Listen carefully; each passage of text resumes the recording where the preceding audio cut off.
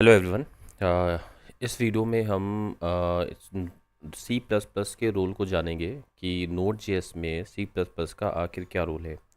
यूँ कह सकते हैं हम कि अगर हमने सी प्लस प्लस को के रोल को नहीं जाना तो हमने डेफिनेटली नोड जेएस को ही नहीं जाना।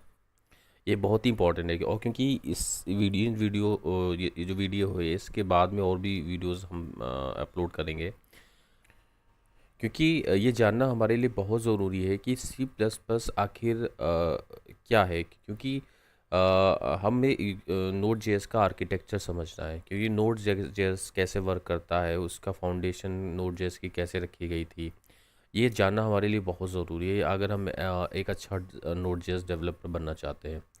तो स्टार्ट करते हैं।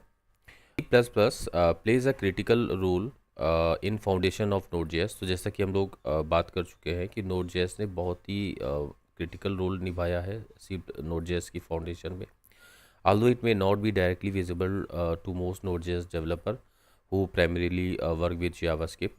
हाँ, तो जो जाहिर सी बात है, ये जो सी प्लस प्लस है ये कोई डायरेक्ट इंटरेक्शन रहता नहीं है नोड जेएस का डेवलपर का, जो लोग जावास्क्रिप्ट के साथ में वर्क कर रहे होते हैं।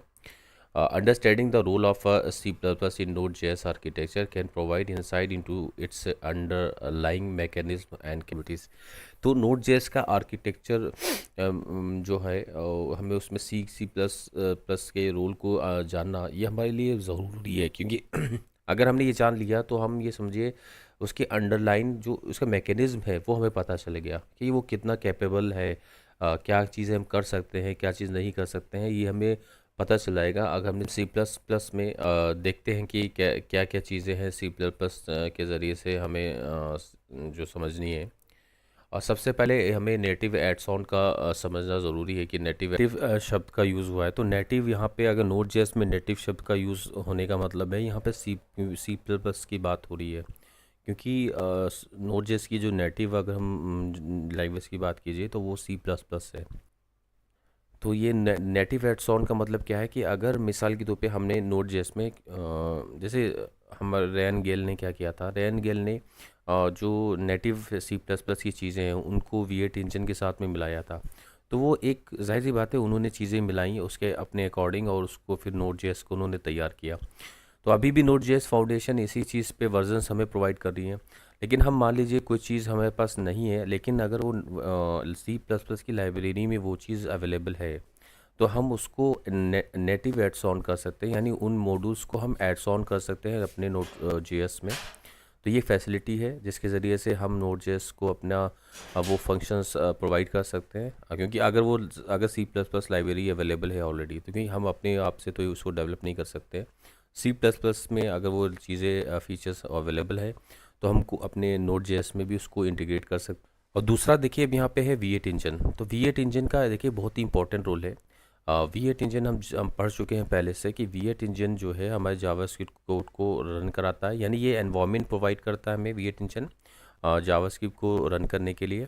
तो और ये पूरा का पूरा V8 इंजन जो है पहले से बात कर चुके हैं सी प्लस प्लस में डेवलप किया गया है, ठीक है।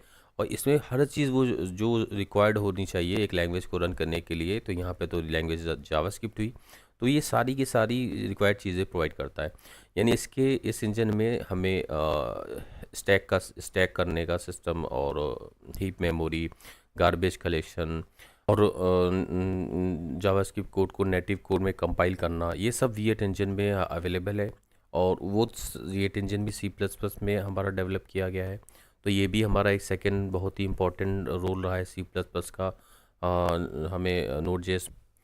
देखिए प्लेटफॉर्म स्पेसिफिक फीचर भी एक बहुत इम्पॉर्टेंट हमारे लिए है। सी प्लस प्लस के ज़रिए से अगर हमें सी प्लस प्लस बहुत अच्छे से आती है तो हम क्या से कर सकते हैं कि प्लेटफॉर्म स्पेसिफिक चीज़ों को भी हम उनकी एपीआई अवेलेबल होती है, हम उनको एक्सेस कर सकते हैं जो डायरेक्टली हम नोड जेएस डेवलपर को अवेलेबल नहीं होती है, यानी जावास्क्रिप्ट के डेवलपर को जो डायरेक्टली अवेलेबल नहीं होती है। लेकिन अगर आपको सी प्लस प्लस अच्छे से आती है तो आप एपीआईज हैं प्लेटफॉर्म स्पेसिफिक, आप उनके ज़रिए से उन चीज़ों को एक्सेस कर सकते हैं। ये दरअसल ये हर जगह होता है, ऐसा नहीं है कि यहाँ पे है। क्योंकि मैं एक डेवलपर हूँ, तो क्योंकि मैं फ्लटर पे काम करता हूँ, तो फ्लटर में भी ये होता है क्रॉस प्लेटफॉर्म डेवलपमेंट होता है। फ्लटर मैं डार्ट पे काम करता हूँ, क्योंकि लेकिन नेटिव वहाँ पे लैंग्वेज होती है एंड्रॉयड की, या अगर वो आईओएस की बात की जाए तो वो दूसरी होती हैं। वो स्विफ्ट पे काम कर रहा होता है, यहाँ एंड्रॉयड में कॉटलिन और जावा में एपीआईज होती है, नेटिव एपीआईज। तो अगर मुझे ज़ाहिर सी बात है, अगर एंड्रॉयड पे मैं कोई मोबाइल ऐप बना रहा हूँ और अगर मुझे जावा अच्छे से आती है या मुझे कॉटलिन आती है, तो उसकी लाइब्रेरीज नेटिव जो है अवेलेबल हैं, और मैं फिर उसमें डीप में जा करके अपने डार्ट लैंग्वेज के ज़रिए से नेटिव चीज़ों को भी एपीआई उसकी एक्सेस कर सकता हूँ अपने डार्ट लैंग्वेज में। तो आपको भी अगर सी प्लस प्लस की अच्छे से नॉलेज है तो आप प्लेटफॉर्म स्पेसिफिक जो एपीआईज़ हैं उनको एक्सेस कर सकते हैं, जो अगर वो अवेलेबल नहीं है। अगर नोड जेएस में जो मॉड्यूल्स मौजूद हैं उनमें अवेलेबल नहीं है, तो आप उसको लाइब्रेरीज को जा करके उसको एक्सेस कर। तो देखिए, सिक्योरिटी एंड स्टेबिलिटी ये भी अगर हमें ये भी एक सी प्लस प्लस की देन है हमें, कि हमें सिक्योरिटी और स्टेबिलिटी मिलती है नोड जेएस में। तो लेकिन अगर अगर देखिए, हमें अगर सी प्लस प्लस, अगर फिर बात है कि अगर आप सी प्लस प्लस की नॉलेज अच्छे से रखती हैं, तो ये हमें डेवलपर्स को एक मतलब इनेबल करता है कि वो अपने लिए secure stable component node JS में बना सकते हैं। और डेवलपर इसमें अपनी सिक्योरिटी फीचर्स को भी इम्प्लीमेंट कर सकता है। हालांकि नोड जेएस ऑलरेडी बहुत सिक्योर है, लेकिन अगर ज़ाहिर बात है, हमें अगर सी प्लस प्लस अच्छे से आती है तो हम और ज़्यादा सिक्योर अपनी चीज़ों को उसमें इंटीग्रेट कर सकते हैं। नोड जेएस में एक लिबो एंड इवेंट लूप हमें चीज़ मिलती है कि लिबो हमें क्या करता है। ये बहुत इंपॉर्टेंट है लिबो। इसके ज़रिए से हम नोड जेएस का आर्किटेक्चर जो है इसी पे वर्क कर रहा होता है। यानी हमारा जो एसिंक्रोनस प्रोग्रामिंग है, ब्लॉकिंग जो हमारे रिक्वेस्ट है उनको हैंडल करने का काम जो है लिबो लाइब्रेरी के ज़रिए से होता है। इसको आप आगे चल के, अभी हमारे वीडियोस आने वाले हैं उस पर आप बहुत अच्छे से समझेंगे कि जो रिक्वेस्ट होती हैं वो दो टाइप की होती हैं, ब्लॉकिंग है, नॉन ब्लॉकिंग। तो नॉन ब्लॉकिंग जो होती हैं वो तो हमारे सिंपल इवेंट्स हैं, और जो ब्लॉकिंग इवेंट होती हैं उनको हम एसिंक्रोनस के ज़रिए से हैंडल करते हैं।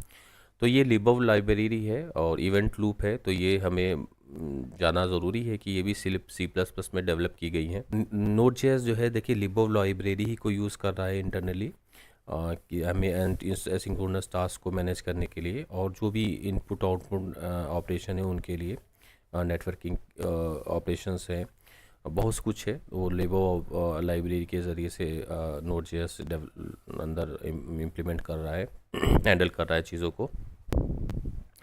तो देखिए, सी प्लस प्लस के ज़रिए से हमें एक ये भी चीज़ है कि हम परफॉर्मेंस एंड ऑप्टिमाइजेशन भी हमें करने को मिलता है, और कि हम उसकी परफॉर्मेंस में और ज़्यादा ध्यान दे सकते हैं अगर हमें सी प्लस प्लस से अच्छे से आती है। ये देखिए, ये सारी की सारी चीज़ें इंट्रोडक्शन है, ये इसको आगे डिटेल्स में भी हम अगर आगे जानेंगे।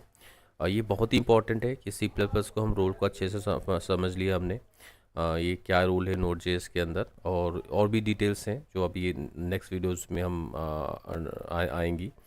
आज की वीडियो में इतना ही है, और नेक्स्ट वीडियो में मिलते हैं। Thank you.